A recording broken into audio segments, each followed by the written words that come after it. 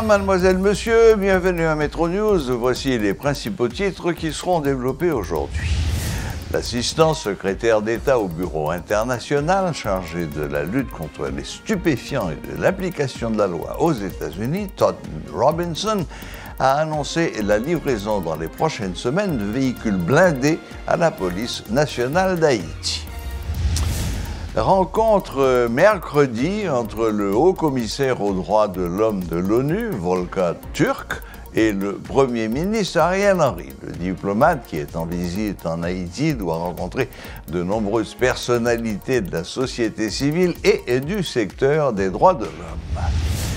Plus de 19 000 candidats sont attendus aux examens du baccalauréat permanent qui se tiendront du 13 au 16 février. L'annonce en a été faite par les responsables du ministère de l'Éducation nationale.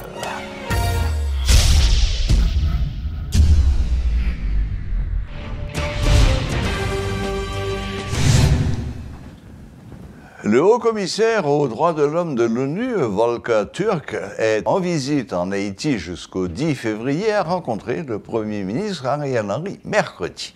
Le diplomate a assuré lors de son discours de circonstance qu'il consentirait tous les efforts pour restaurer la paix et l'ordre dans le pays dans la concertation, tout en réclamant un soutien approprié de la communauté internationale à la PNH. Ariel Henry a également promis de s'attaquer à tout ce qui affecte les droits de l'homme en Haïti. De son côté, Volker Türk a rappelé tout l'apport d'Haïti à la question des droits de l'homme au cours de son histoire.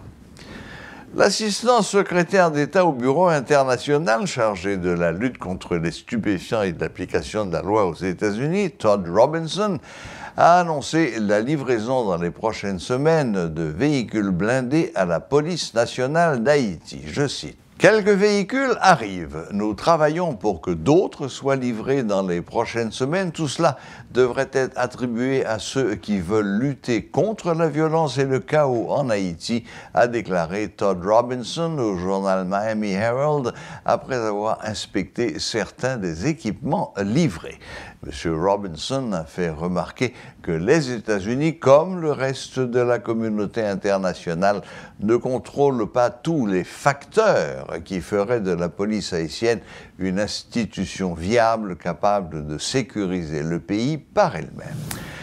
Le nouveau programme de validation des acquis mis sur pied par le ministère de l'Éducation nationale et de la formation professionnelle avance. C'est ce qu'a fait savoir le professeur Charles Levelt-Joseph. Selon lui, les premiers touchés sont les enseignants et inspecteurs non diplômés. Et loi prévoit une commission qui pour mettre en place, à partir de nomination d'un coordonnateur général, en ma personne, ça a été fait, et la commission est instituée, bien que elle est un petit peu faible, parce que nous n'avons pas joué une quantité de membres et sous-structure pour le gain là-dedans. Loi prévoit également un collège de commissaires qui sont, son loi qui est transversale, les toucher tous les secteurs de la vie nationale, donc gagner des ministères sectoriels clés, qui doit présenter, ou bien que loi, les voter à la diligence du ministère de l'Éducation nationale. C'est ça que fait, c'est le ministre de l'Éducation nationale qui patronne directement. Mais, et à travers les commissaires qui ont été désignés, et coopération affaires sociales, économie, bon, il y en a qui pas évoluement bio, non, santé publique, agriculture, c'est-à-dire tout ministère qui a moyen moun qui travaille, donc ils sont représentés à travers le collège des commissaires qui accompagne la commission pour va-et-vient qui a fait très bien. Commission, c'est une institution d'État. Deuxièmement, ce n'est pas la commission qui a fait VAE. Commission là, en tant qu'organe d'État, pour mettre en place tous les outils et puis maintenant pour faire régulation. C'est les institutions de formation qui sont souterraines.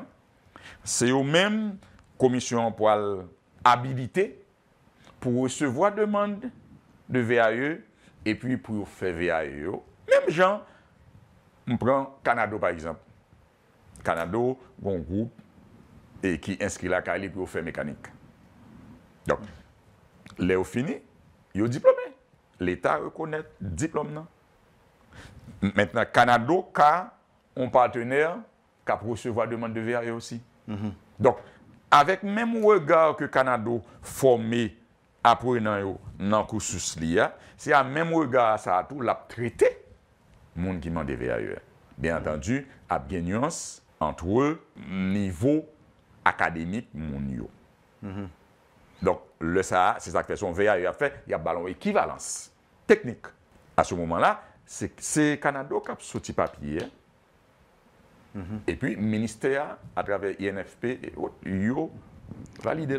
Les examens du baccalauréat permanent se tiendront du 13 au 16 février. L'annonce en a été faite par les responsables du ministère de l'Éducation nationale. En conférence de presse ce jeudi, ils ont fait savoir que tout est fin prêt en vue du bon déroulement de ces épreuves. Plus de 19 000 candidats sont attendus sur toute l'étendue du territoire. Dans les élèves permanents réguliers, c'est-à-dire élèves qui sont philo traditionnels, nous avons 1647 candidats.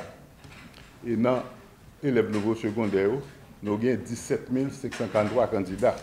Nous connaissons que l'examen est horaire pour le dérouler et que tout candidat a proposé normalement lundi matin dans la philosophie et dans l'après-midi, il a proposé dans la chimie.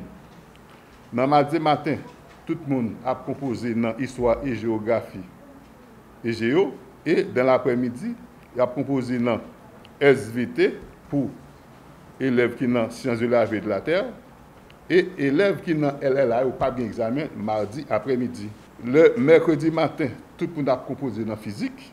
Dans l'après-midi, il a proposé dans anglais, sauf élèves qui ont LLA a proposé dans art et musique. Élèves qui ont sciences de la vie de la terre a composé dans anglais ou espagnol.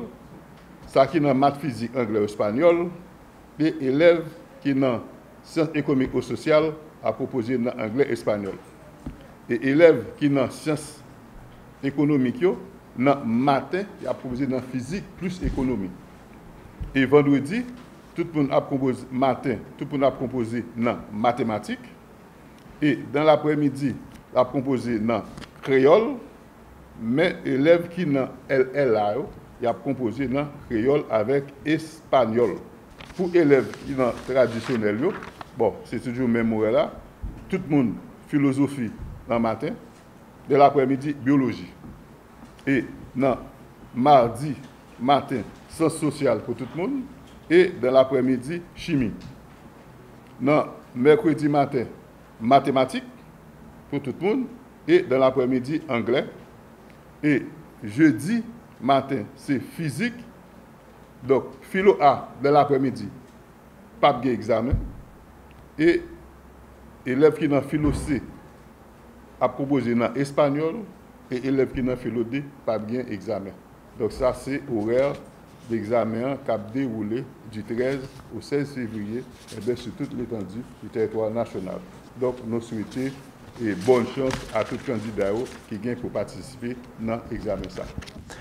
Lancement de l'année du patrimoine haïtien par les ministères de l'Éducation nationale et de la Culture, l'objectif étant de sensibiliser la population à s'unir malgré les divergences pour redresser la barque du pays dans ce contexte de crise. L'année du patrimoine haïtien succède à l'année de la belle amour humaine, a annoncé la ministre Émilie Prophète-Milcé, qui fait toutefois remarquer que certains thèmes retenus l'année dernière seront reconduits cette année. La promotion de la langue créole reste un point fondamental inscrit dans le cadre de cette nouvelle année d'activité, prévient le ministre de l'Éducation nationale, Nesmi Maniga. Le ministère de l'Éducation nationale et de la formation professionnelle a appuyé, supporté, j'ose même dire hardi par son partenariat avec le ministère de la Culture, continue l'aventure de 2022. L'aventure de l'année de la belle amour humaine. Année ça, année patrimoine, ministère de l'Éducation nationale, avec formation professionnelle, à continuer éducation, citoyenneté, éducation, art, culture. L'année dernière, dans l'année de la belle amour humaine, avec le ministre Culture, nous avons célébré 40 ans de grande réforme. À deux, nous avons célébré une grande avancée, une grande promesse de Joseph C. Bernard, qui s'était fonds éducation qui baille tout haïtien, même chance pour réussir, mais qui chita sur culture la caille. Lundi au commencement était la parole. Lundi, créole là fait partie de l'identité nous, son élément de patrimoine nous. Eh bien, je suis content de annoncer que dans la date qui 21 février 2023, journée internationale langue maman, Haïti invité d'honneur à Paris. Et je parle d'une opportunité, privilège comme ministre qui représente Haïti, parmi deux ministres qui peuvent faire remarque importante dans la journée à Paris, pour présenter avancée n'a fait, qui j'ai une langue importante pour nous apprendre, pour nous comprendre, pour nous réfléchir, pour nous analyser, pour nous créer.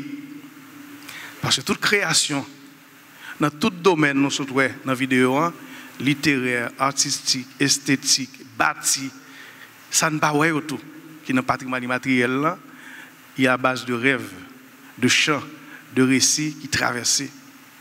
Il y a une langue officielle dans le pays qui désormais nous pas besoin de honte ni parler ni l'écrire parce que le chef maîtresse pas de pour nous dire Timoun exprimez-vous ou bien dehors pas de punition pour ça son élément patrimoine nous mettons sous table là nous très fiers de lui et nous contents avec le ministre Culture que aujourd'hui créole français qu'à sous même table pour nous continuer à avancer.